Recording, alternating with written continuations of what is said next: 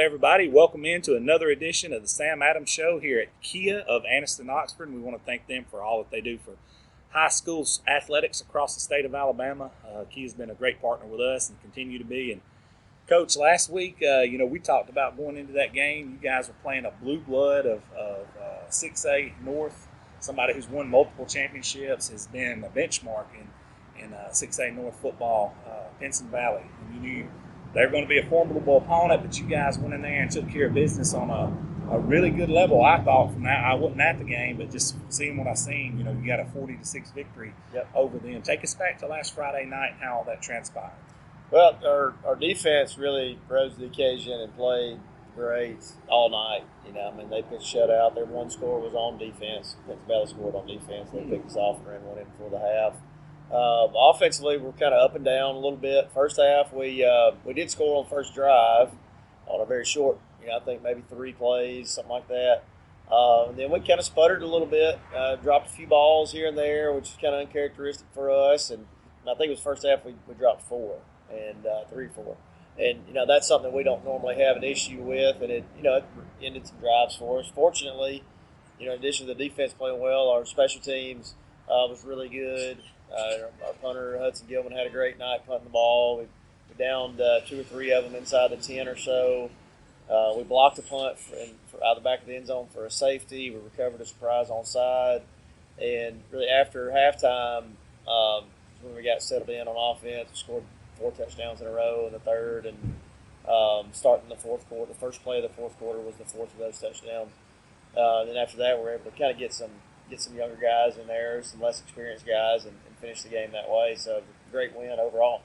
Reps in a game like that, you're getting younger guys reps in a Pinson Valley game. Talk about what that means to this program. Oh, it's super valuable for those guys. And really the way that went this past week, it wasn't like they were going against Pinson Valley's backup guys. They left their guys in, trying to get them some success, and I completely understand the reasoning behind that on their end of it. But it was our guys going against some good football players. Make no mistake about it. Pinson Valley still have good players over there. It's not like the cover is there. So, they're a little inexperienced, a little younger than they normally are, and it was great for our younger guys to be able to do that. That when you win that as a community, because the guys that knocked you out of the playoffs a few years, even back when Keith was here, they knocked him out, but. Yep. When you get to win a win against a team like that has been literally, it's been toe-to-toe, like blow for blow with you guys over the last few years. How special is that for the community of Oxford to get a win over against them? Well, they had gotten us 3 years in a row, consecutive. 2 of those, they knocked us out of the playoffs. One was the year before I got here, and one was my first year. They knocked us out in the second round. Last year, they kind of hammered us a little bit in the regular season game. I think that was like a 44-21 or something like that. We talked about this with our team in parts of the off season. I did kind of question, after all was said and done, about whether our guys in the past felt like they were supposed to beat Pinson. And I don't know.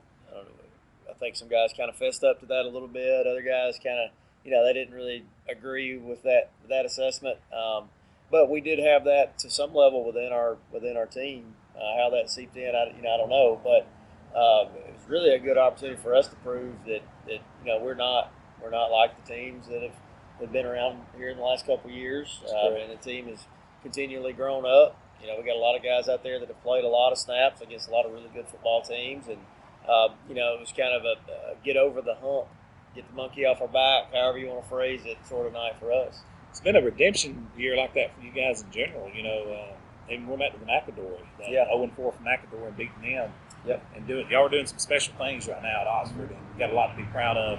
And to me, I think it's just the tip of the iceberg with what you guys have built over there, the culture, and then you add the facilities on top of that. It's just the tip of the iceberg. What's coming the next, down the tracks here pretty soon for Oxford. But in the immediate future, you're about to play another top 10 team, Hartselle, and They just got a big victory over Gadsden City last week, and a good Gadsden City team. What have you seen from those guys on film? Because they look like a pretty good football team. They're an exceptional football team. I think last ranking had them at number 6, and I think they're very deserving of being in that area, maybe a little bit higher than 6. They absolutely embarrassed us last year at home.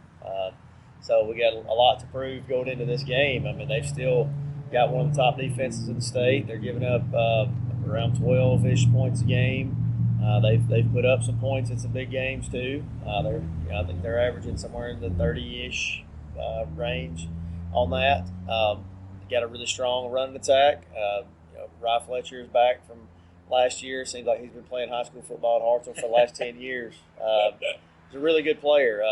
They did lose a quarterback in the last game and finished the game with another kid. We don't know the details on all that. It looked like a knee injury, but the kid that came in, who was a receiver, did a phenomenal job and ran the ball well. Converted it. They didn't throw it with him a whole lot, I wouldn't say, but he did make some big throws, including a 4th down completion to end the game. After they got that first down, they were able to just run the clock out. So I thought that backup kid took the reins and ran with him, and didn't seem like he was intimidated at all, and made a lot of plays. And defensively, they look very similar to the way that they've looked at Hartselle for probably the last 5, 6, 7 years, where it's hard to get a lot of big plays against them. If they ever do miss a tackle, they do such a great job of running to the ball that there's other guys there to clean it up. They are definitely an opportunistic kind of defense. They forced some turnovers along the way, some huge turnovers, including one that they scored off of against Gadsden City, where they forced a fumble in the end zone and fell on it. That was one of the handful of plays that was the difference in that game. So we got great respect for them. It's been a really solid program for a really long time, and knowing the way the game went last year, I mean we've definitely brought that to our guys' attention throughout the week, so that we kind of keep that chip on our shoulder, knowing that we have something to prove.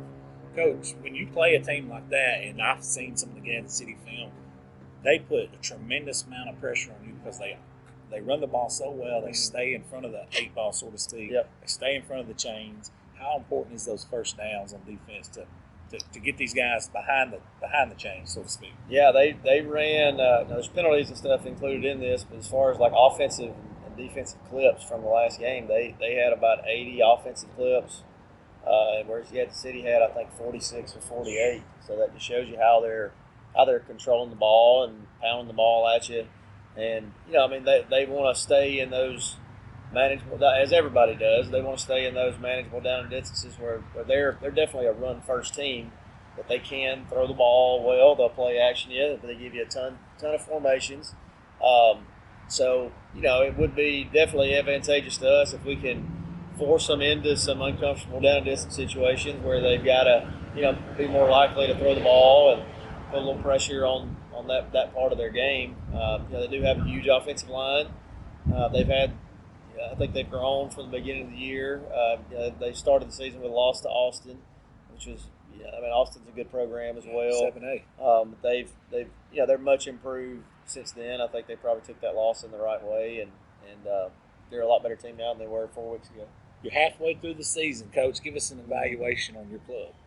Well, as far as the results go, 5-0 is hard to be much better than that. So, but our guys do understand that 5-0 does not mean that we're perfect. Our record looks that way, but the reality of it is, we're still working to improve on some of our weaknesses. We're working to also continue to accentuate our strengths. We've done a lot of positive things in the game. We feel like we still haven't played our best football. Offensively, we struggled to run it a little bit in the first game-ish, game and a half, 2 games of the season. We've come a long way with that. Last week, really Jaden Thomas and DK Wilson both had huge games. Both of them were right around that 100-yard mark rushing, which was good.